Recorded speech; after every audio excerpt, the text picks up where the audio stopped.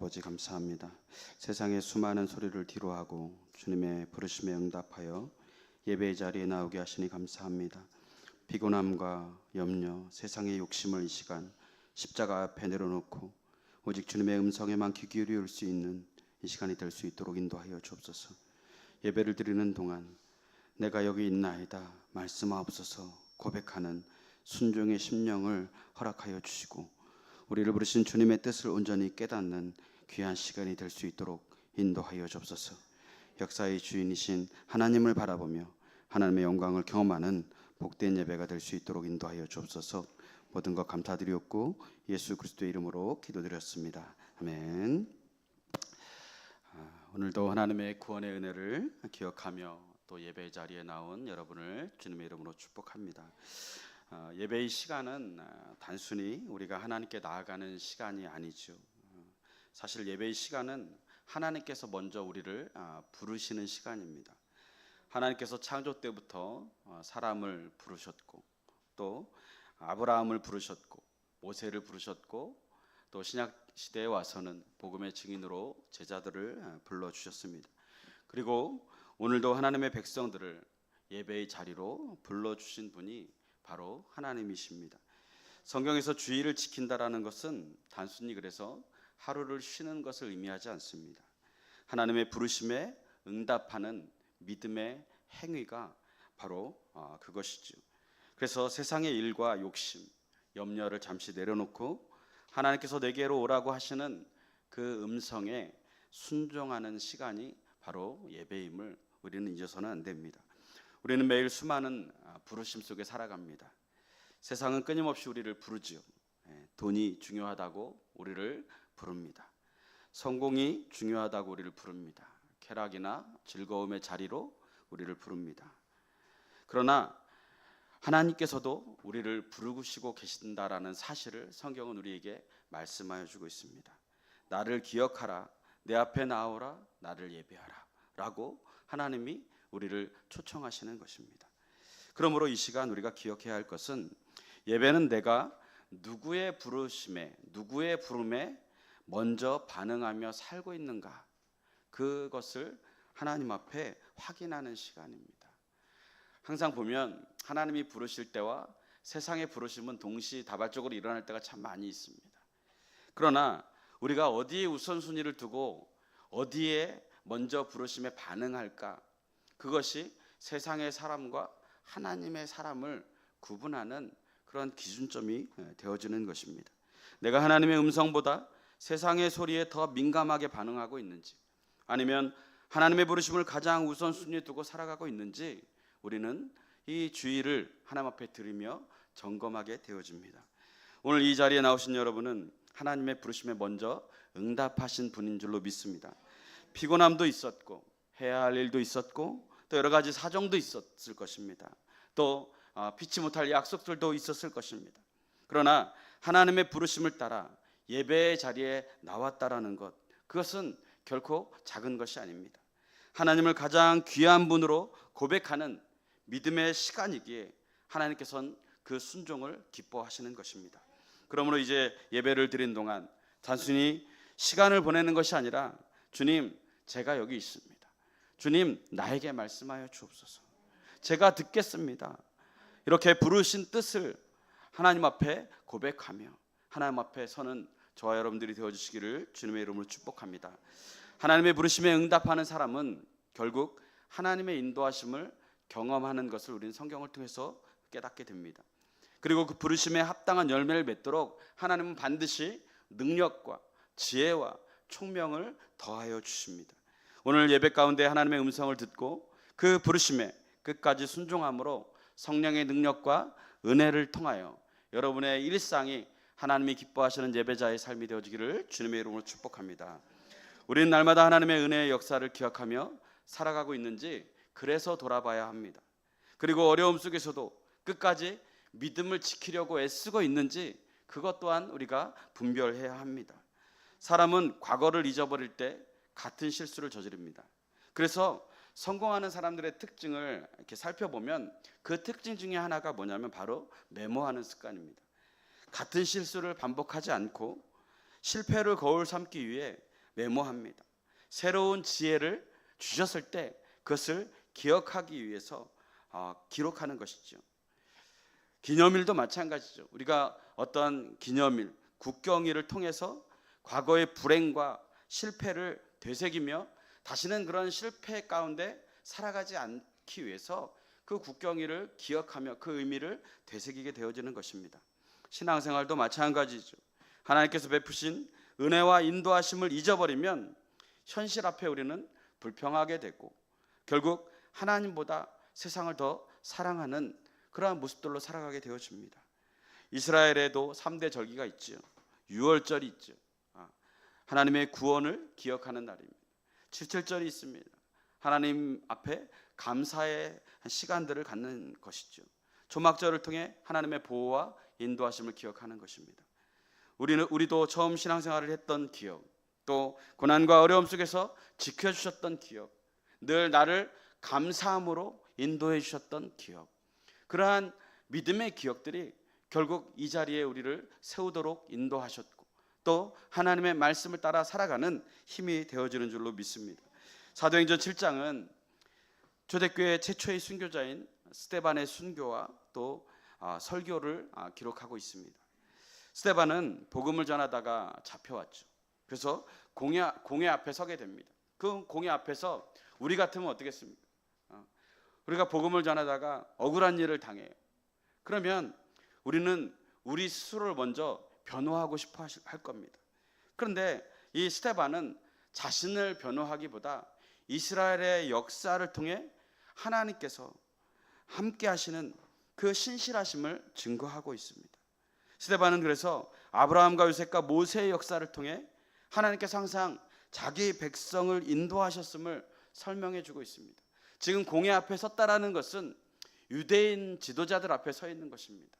우리가 성경의 기록들을 보면 특별히 사도 바울이 이제 선교 여행을 하다 보면 그가 복음을 전하는 곳에서 그가 복음을 전할 때에 유대인들이 있는 곳에서는 항상 아브라함의 믿음을 거론합니다. 아브라함의 믿음을 계승한 것이 예수 그리스도라는 것을 알려주기 위함입니다. 그러나 이방인에게 복음을 전할 때는 그들이 아브라함을 거론할 필요가 없는 것이죠. 그들은 믿음의 조상이라는 것에 관심을 갖는 것보다 지금 나를 구원하실 그 주님이 누구인가가 더 중요한 것이죠. 근데 오늘 이 공회 앞에서 이 스데반이 이 이스라엘의 역사를 훑으면서 이야기하는 이유가 뭔가요? 그들이 아브라함의 조상이라는 자부심, 선민의식을 가지고 있었기 때문에 그 과거에 약속하셨던 그 하나님이 보내주시기로 한 그 메시아가 예수님이라는 사실을 그들의 전통 안에서 이야기하고 싶었던 것입니다. 그래서 스데반은 아브라함과 요셉과 모세의 역사를 통해서 하나님께서 항상 자기 백성을 인도하셨음을 설명하는 거예요. 그러나 이스라엘 백성은 어떻습니까? 반복해서 하나님의 뜻을 거역합니다. 하나님이 보내신 선지자를 핍박합니다.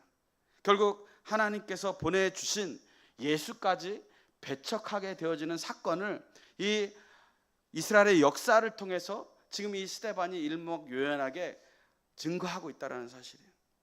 이 말을 들은 공회원들은 크게 분노하죠.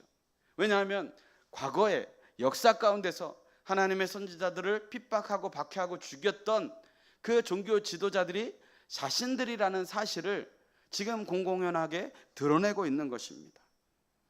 그렇기 때문에 이 공회원들은 이 스데반에 대해서 이제 악의적으로 핍박을 하고 고난을 가하는 것이죠. 스데반은 성령이 충만하여 하늘이 열리고 예수님께서 하나님 우편에 서 계신 모습을 보게 됩니다. 이에 사람들은 스데반을 성 밖으로 끌어다가 돌로 쳐 죽이게 되죠. 순교하는 순간에도 우리가 잘 아는 것처럼 스데반은 예수님처럼 주여 저들의 죄를 그들에게 돌리지 말아달라고 오히려 중보하며 기도하게 되어지는 것입니다. 이때 훗날 사도가 된 바울이 그 앞에 서 있게 되어집니다. 어떻게 스데반은 이렇게 박해 속에서도 예수 그리스도를 증거하다가 성령 충만함 가운데 순교를 하기까지 믿음의 승리를 할 수 있었을까? 우리는 오늘 본문을 통해 그 과정을 그 이유를 한번 되짚어보며 우리의 믿음을 한번 주님 앞에 다시 돌아보는 귀한 시간들이 되기를 원합니다. 첫째로 하나님의 역사를 기억하는 사람이 되어야 된다라는 사실입니다.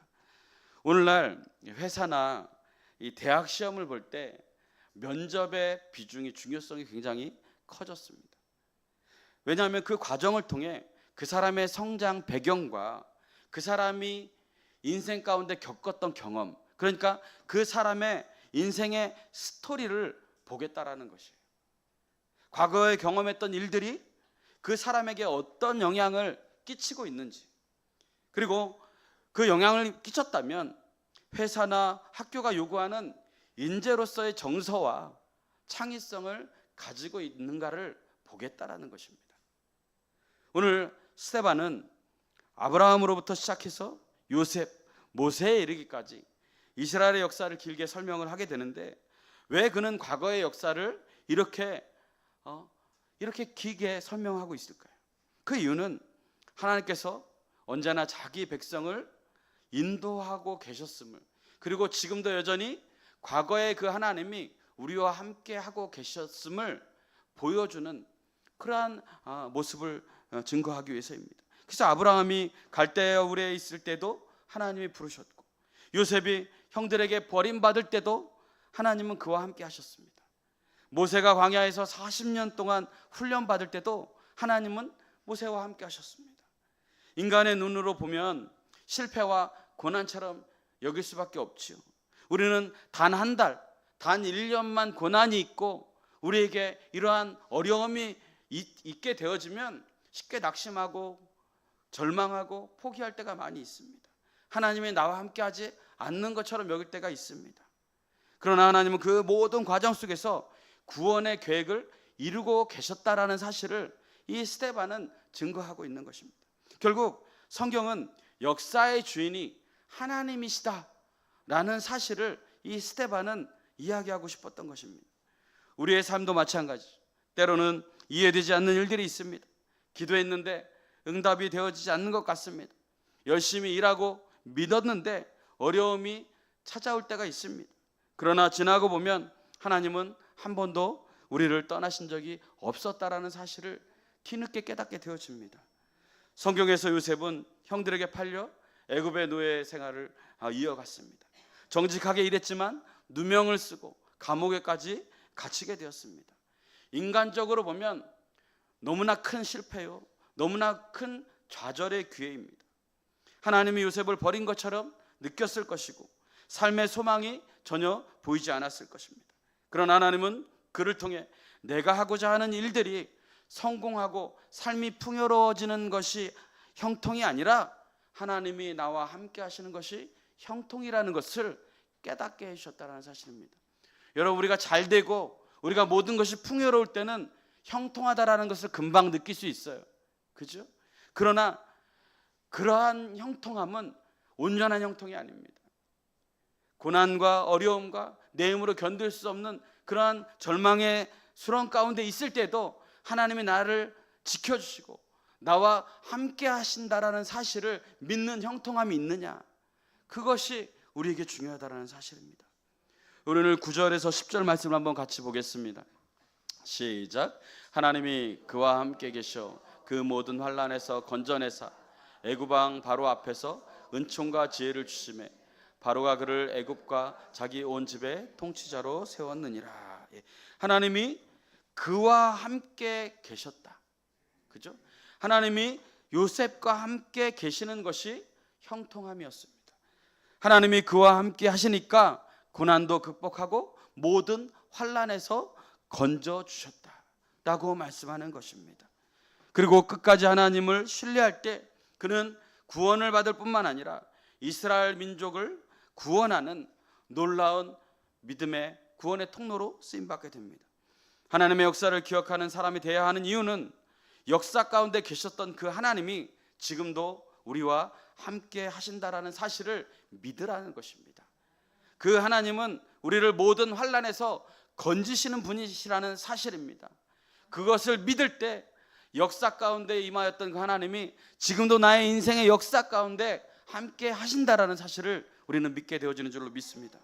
신앙은 과거의 은혜를 기억하는 힘입니다. 저는 가끔 과거 이제 신앙생활을 같이 했던 친구들을 만날 때가 있습니다. 이제 우리는 정기적으로 3개월에 한 번씩 만나요. 근데 모두가 너무나 다 신실하게 신앙생활을 잘 하고 있어요.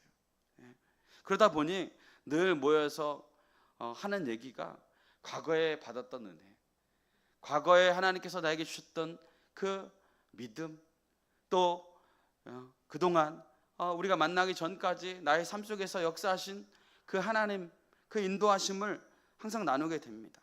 그래서 30-40년이 지났지만 그때의 기억이 지금의 믿음 생활에 큰 힘이 될 때가 많이 있습니다.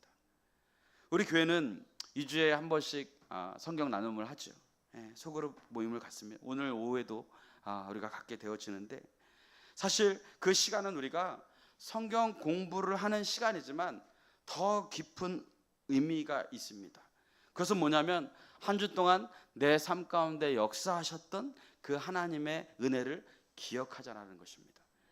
주님이 주신 은혜를 내가 나누고 내 삶에 역사하셨던 그 간증을 통해 함께하는 사람들이 다 도전을 받고, 나도 그 은혜의 삶을 살고 싶다, 나도 그 믿음의 길을 걷고 싶다 라고 결단하며 우리의 삶 속에서도 하나님이 함께 하실 것을 믿는 믿음의 고백을 갖는 시간이 바로 우리가 함께 소그룹을 하는 의미이고 또 그 시간인 것입니다. 그렇게 하나님의 역사를 기억하는 사람은 현재의 어려움 속에서도 흔들리지 않는 것입니다.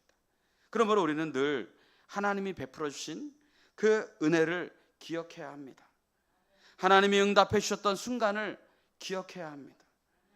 우리의 가정과 우리의 교회를 통해 역사하고 계시고 지금도 일하고 계시고 앞으로도 인도하실 것을 믿습니다.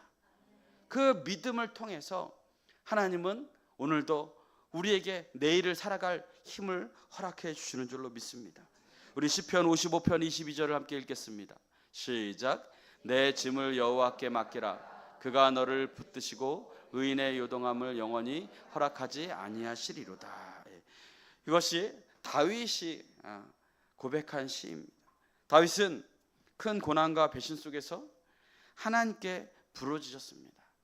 여기서 여호와께 맡기라라고 이야기합니다. 이 말은 단순히 너의 걱정을 잊어버려라 라고 하는 것이 아닙니다. 내 힘으로 해결하려고 붙들었던 모든 문제를 하나님께 내려놓고 그분의 인도하심을 신뢰하라 라고 말씀하고 계시는 것입니다. 그러니까 다윗이 왜 이런 고백을 했을까요? 그가 기억해 보니까, 돌아보니까 어려운 고난 속에서 모든 짐을 하나님께 맡겼더니 내 힘으로는 그것을 극복할 수 없었는데, 내 힘으로는 그것을 이겨나갈 수 없었는데, 내 생각으로는 그것을 견딜 수 없었는데 하나님께 그것을 다 맡겼더니, 그분의 인도하심을 신뢰했더니 하나님께서 나를 요동치 않고 살아갈 수 있도록 붙들어 주셨다는 것이에요. 우리가 왜 요동합니까?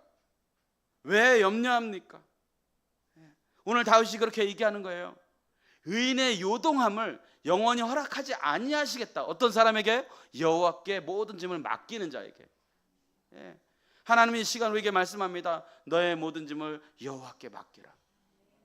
이 시간 무거운 마음의 짐을 가지고 나온 분들이 계십니까? 내 힘으로 해결할 수 없는 문제들을 가지고 나온 분들이 계십니까? 여호와께 맡기시기를 바랍니다. 여러분, 과거를 기억하세요. 예전에는 하나님 앞에 맡겼는데 지금은 혹시 내가 여전히 맡기고 있나, 아니면 맡기고 있지 않나? 하나님을 구하고 있나, 구하고 있지 않나? 왜 이 고난이 이제 나에게 나의 마음을 요동케 하는 것일까? 아마 그 배경을 보면 아마 내 짐을 하나님께 맡기기보다 내 힘으로 해결하려고 했기 때문에 내 마음도 요동치게 되고 흔들리는 것을 경험하게 될 것입니다. 그러므로 우리는 다윗과 같이 늘 기도로 하나님께 맡길 수 있는 믿음을 달라고 성령을 구하시길 바랍니다.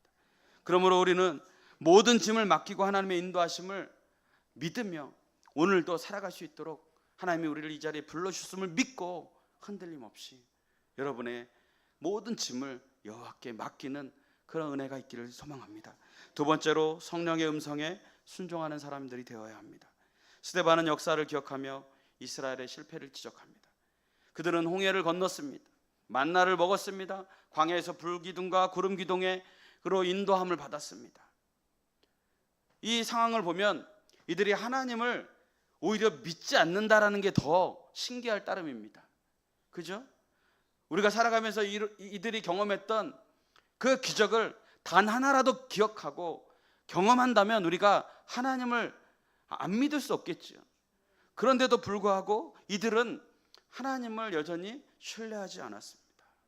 이것을 보면 사람이 참 악하다라는 생각이 들어요. 우리가 하나님이 우리에게 기적을 주고 지금 우리의 상황을 바꿔주면 우리가 하나님을 온전히 믿을 것 같지만 여러분 그렇지 않습니다. 그것은 지금 내가 당장 내 문제가 커 보이기 때문에 그렇게 이야기할 수 있는 것이지, 막상 하나님이 우리를 구원해 주시고 은혜를 주시고 기적을 경험하고 그 모든 문제가 끝나고 나면 우리도 또한 이 이스라엘 백성들처럼 그렇게 하나님을 떠날 수 있는 존재입니다. 이러한 상황 속에서 그들은 하나님의 은혜에 지금 장중에 거하면서도 여전히 그들은 하나님을 신뢰하지 못해요. 그래서 모세가 하나님의 말씀을 받으러 시내산을 올라갔을 때 40일 동안 내려오지 않으니까 불안해하는 겁니다. 불안해하는 거예요. 그래서 아론에게 금송아지라도 만들어 달라고. 그래서 그것을 우상 숭배하게 되어지죠. 하나님보다 눈에 보이는 것을 의지하고 싶어하는 것이 인간의 죄악된 본성입니다. 특히 스데반은 조상들이 선지자들을 핍박했다라고 이야기하고 있어요.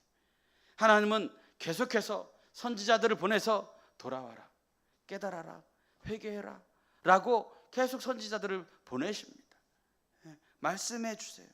그러나 그들이 듣지 않습니다. 왜요? 자신들이 듣고 싶어하는 얘기를 해주지 않기 때문에, 내 귀에 좋은 소리를 해주지 않기 때문에 그것을 하나님의 말씀으로 듣지 않습니다. 문제는 하나님의 말씀이 없었던 것이 아니라 하나님이 말씀을 주셨음에도 불구하고 순종하지 않았다라는 사실이에요. 오늘날도 마찬가지입니다. 성경은 우리에게 말씀합니다. 힘써 예배해라, 쉬지 말고 기도해라, 용서해라, 사랑하라, 전도하라. 그러나 우리는 종종 말씀을 듣고 알면서도 순종하지 못합니다. 왜요? 내 귀에 좋지 않기 때문에. 내가 하기 편해야 되는데 나를 불편하게 만들기 때문에, 내 귀에 좋은 소리를 했으면 좋겠는데 내 귀에 거슬리는 소리만 하니까 들으려고 하지 않는 거예요. 하나님의 말씀을 사람의 말로만 듣는 겁니다. 고린도 교회에서 왜 분열이 일어났습니까? 내가 선호하는 사람의 말과 가르침만 받겠다라는 거예요. 나와 친한 사람의 말만 듣겠다는 거예요. 교회를 세운 바울의 말을 듣겠다라는 거예요. 지금 담임 목회자인 아볼로의 말을 듣겠다라는 겁니다. 아니야, 다 아니야. 초대교회를 처음 세운, 예루살렘 교회를 세운 게바의 말을 듣겠다는 거예요. 나는 이것도 저것도 싫어, 그냥 그리스도를 따를래 라는 모습으로 서로의 생각이 맞지 않고 서로의 귀에 좋은 소리를 하지 않는 서로를 향해 다투고 분쟁하는 것입니다. 여기에 무슨 순종이 있겠습니까? 우리가 잘 아는 것처럼 사울왕은 하나님의 부르심을 따라 이스라엘의 첫 번째 왕이 되었습니다.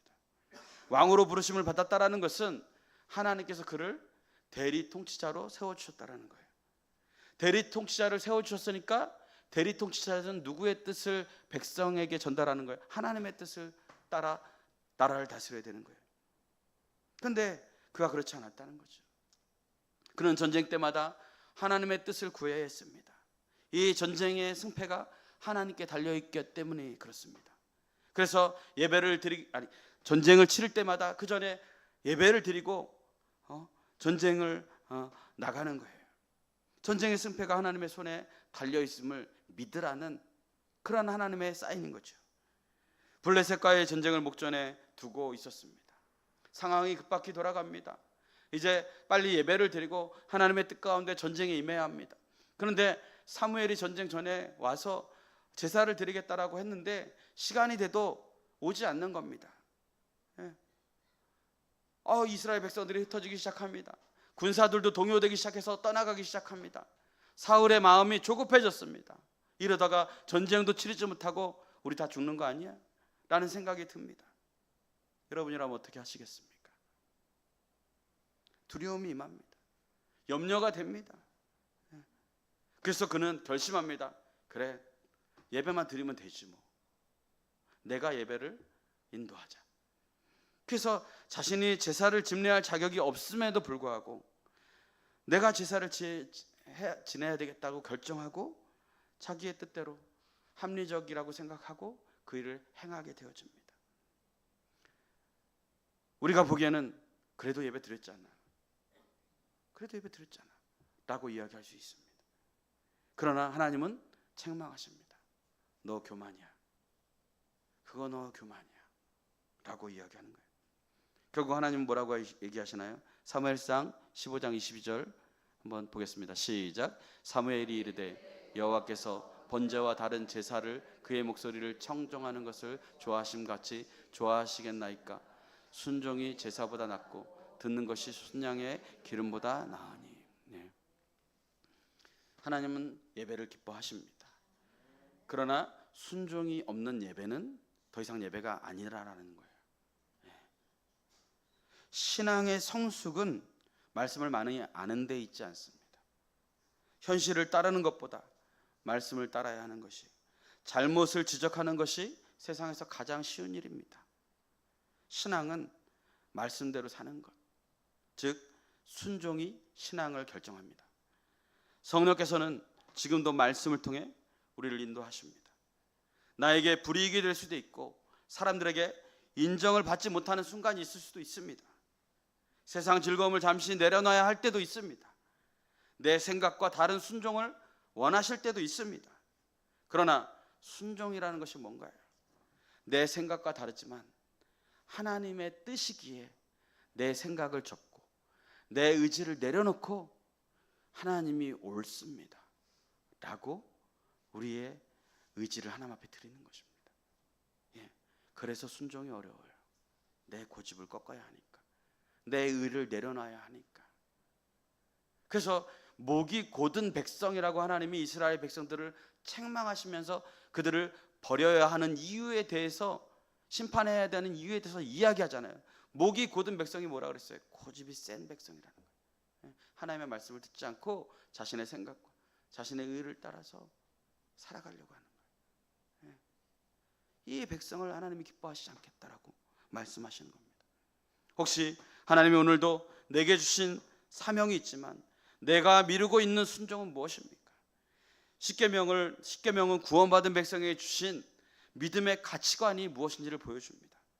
하나님의 백성은 적어도 이것을 지켜야 된다.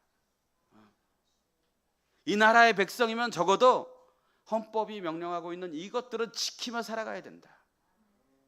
그것을 지키지 않으면서 세상의 많은 사람들은 내가 지켜야 될 것 지키지 않으면서 나라가 나에게 안 해주는 것만을 욕할 때가 많이 있지 않습니까? 저도 돌아보면 그런 일들이 있었던 것 같아요.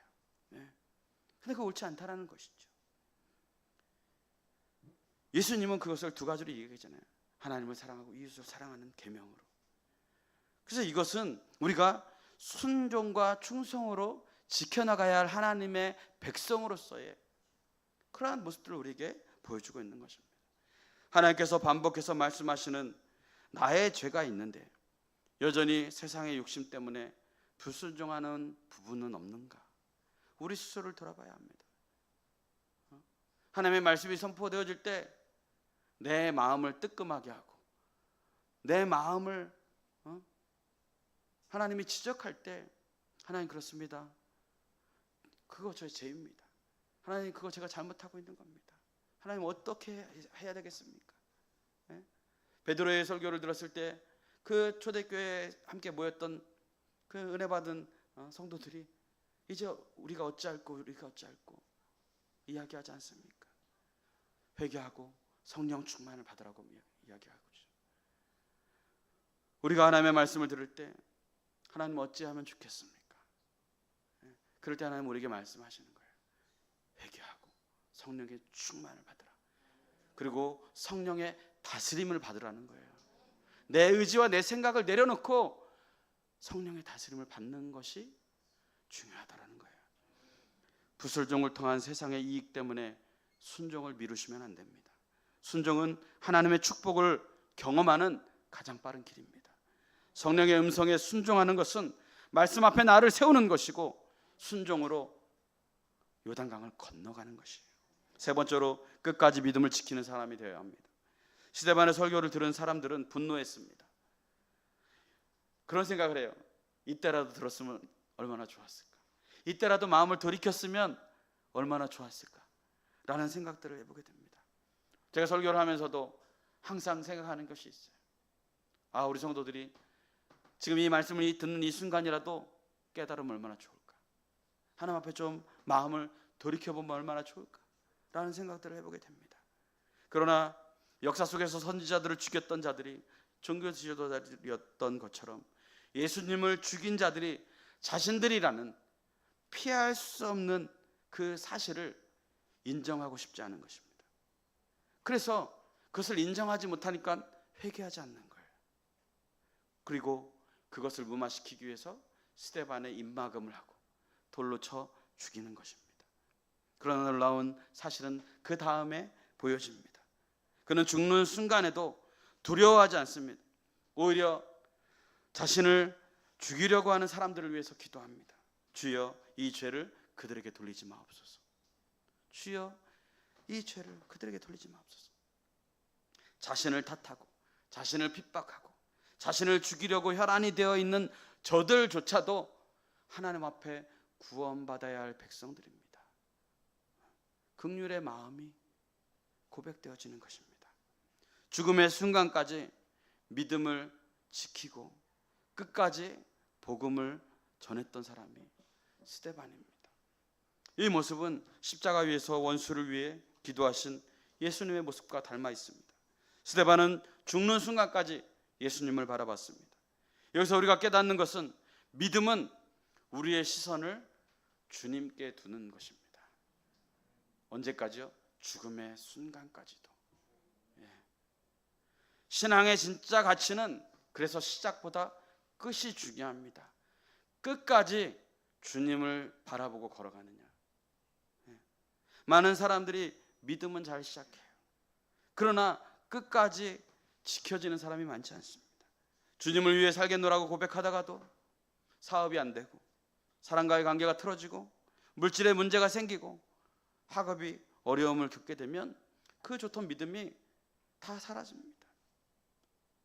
우리가 잘 아는 것처럼 다니엘은 사자굴의 위협 속에서도 기도를 멈추지 않았습니다. 사도 바울은 죽음을 앞두고도 그는 나의 달려갈 길을 마쳤노라 라고 고백하며 하나님 앞에 끝까지 믿음을 지켰음을 고백하고 있습니다.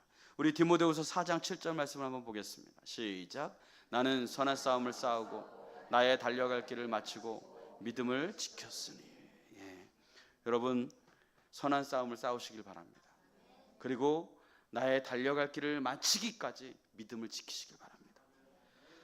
믿음의 선한 싸움을 끝까지 싸울 때 우리는 하나님 앞에 섰을 때 칭찬받는 그러한 하나님의 자녀로서 하나님이 예비하신 땅으로 우리는 들어갈 수 있습니다. 주님이 부르실 그날까지 내가 달려가야 할 인생의 끝이 올 때까지 믿음을 잘 지키시길 축복합니다. 믿음이 사계절처럼 바뀌는 분들이 계세요. 겨울이 되면 꽁꽁 얼어붙어서 그냥 겨울처럼 신앙생활합니다. 여름엔 더워서 그냥 그렇게 생활합니다. 봄, 가을에만 신나요. 그래서 계절 따라 신앙이 움직이는 분들이 계세요. 오늘 다르고 내일 다르고 이리 흔들 저리 흔들리면서 주님이 불안해하셔서 사명을 맡기실 수가 없어요. 재능이 없어도 돈이 없어도 괜찮습니다. 주님만 나와 함께 하시면 됩니다라는 그 믿음의 고백으로 다시 시작하시길 바랍니다. 하나님은 완벽한 사람보다 끝까지 믿음을 지키는 사람을 기뻐하십니다. 현재 나를 낙심시키는 문제가 무엇입니까? 나는 사람을 바라보는가? 주님을 바라보는가? 마지막까지 믿음을 지키기로 결단하시길 바랍니다. 순교자의 믿음은 하루아침에 생기는 것이 아닙니다. 매일의 순종이 결국 끝까지 가는 믿음을 만드는 것입니다. 오늘 사도행전 7장은 스데반의 순교 이야기지만 사실은 승리의 이야기입니다. 스데반은 하나님의 역사를 기억했습니다. 성령의 음성에 순종했습니다. 그리고 죽음 앞에서도 끝까지 믿음을 지켰습니다.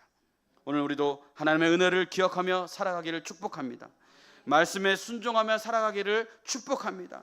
어떤 상황에서도 끝까지 예수님만 바라보기를 축복합니다. 그때 하나님께서 스데반에게 보여주셨던 하늘의 영광을 우리도 보게 될 줄로 믿습니다. 우리 함께 기도하겠습니다. 하나님, 오늘 스데반의 삶을 통해 우리에게 주신 영적 교훈을 마음에 새기며 세상으로 나아갑니다. 과거에 베푸신 하나님의 은혜의 역사를 날마다 기억하게 하시고 현재의 고난 앞에서도 흔들리지 않는 믿음을 허락하여 주옵소서. 내 생각과 다를지라도 지금 결단하여 성령의 음성에 순종하게 하시고 환경에 따라 변하지 않는 끝까지 가는 믿음의 소유자가 될 수 있도록 하나님 인도하여 주옵소서. 세상 속에서 사람이나 문제를 바라보지 않고 오직 주님만 바라볼 수 있도록 우리의 믿음의 눈을 열어주시고 스데반처럼 사랑과 용서의 열매를 맺는 승리의 삶을 살아갈 수 있도록 인도하여 주옵소서. 모든 것 감사드리옵고 예수 그리스도의 이름으로 기도드렸습니다. 아멘. 이 시간은